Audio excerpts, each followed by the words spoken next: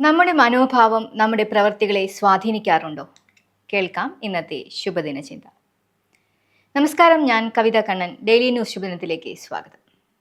Daily news ശുഭദിനം നിങ്ങൾക്കായി അവതരിപ്പിക്കുന്നത് അമൃത്വേണി ഹെയർ എലിക്സിയർ. അവർ എന്നും 2 കുടവുമായാണ് കുളത്തിലേക്ക് പോവുക.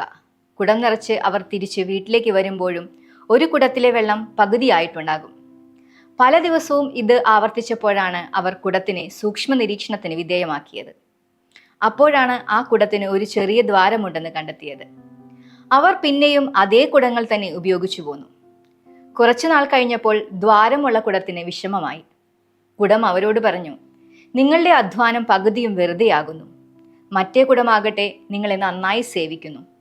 നിങ്ങൾ എന്നെ ഉപേക്ഷിച്ചുകൊള്ളൂ. ഇത് കേട്ട് അവർ പറഞ്ഞു, നിന്നെ എടുത്തുകൊണ്ടുവരുന്ന വഴി നീ ശ്രദ്ധിച്ചിരുന്നോ?